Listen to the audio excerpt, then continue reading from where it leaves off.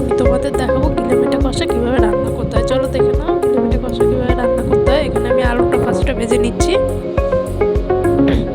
আলুটা ভাজা হয়ে গেলে আমি আলুটা তুলে নেবো একটা বাটিতে। এখানে আমি নিয়ে নিয়েছি আদা রসুনের পেস্ট, তার মধ্যে দিয়ে দিচ্ছি আমি হলুদ গুঁড়ো। এর মধ্যে আমি এবার দিয়ে দেবো জিরে গুঁড়ো,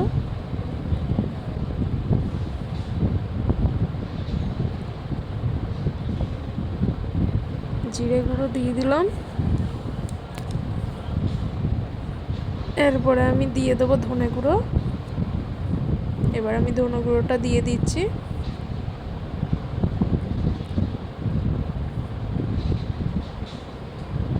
এরপরে আমি দিয়ে দেবো লঙ্কা গুঁড়ো।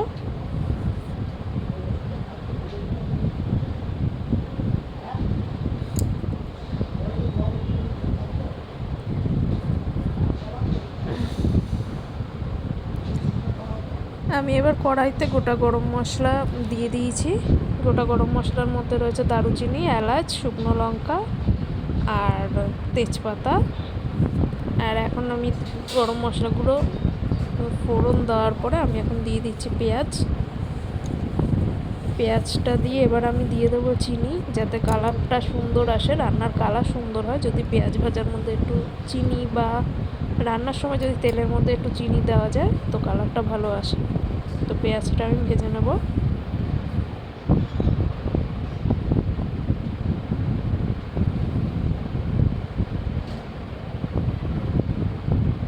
পেঁয়াজটা ভাজা হয়ে এসেছে। এবার দিয়ে দেবো আমি মশলাটা, যে মশলাটা আমি রেডি করে রেখেছিলাম। মশলাটা দিয়ে কষিয়ে নেব।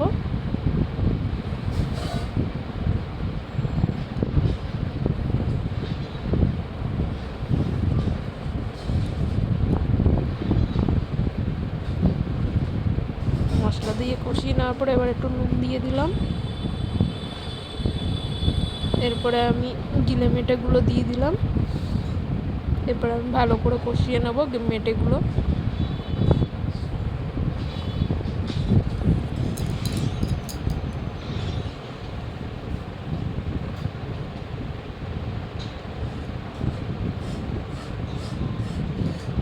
মেটেগুলো ভালো করে কষে এসছে।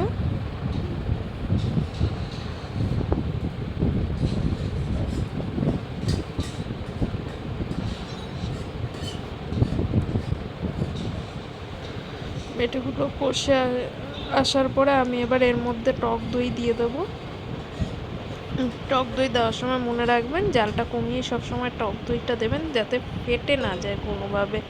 তো আমি জালটা কমিয়ে টক দইটা দিয়ে দিয়েছি। এবার দেখুন কষিয়েছি, এবার তেল ছেড়ে এসছে। এবার আমি ভাজা আলুগুলোকে দিয়ে দিলাম। ভাজা আলুকে দিয়ে এবার আমি কষতে থাকবো। মাংসটা আমার পুরো কষানো হয়ে গেছে। এরপরে আমি দিয়ে দেবো জল। আমি যখনই রান্নায় জল দিই সেটা আমি গরম জল ইউজ করি, যাতে টেস্টটা ভালো থাকে। তো আমার রান্না অলমোস্ট রেডি। এরপরে আমি নামিয়ে নেব বাটিতে।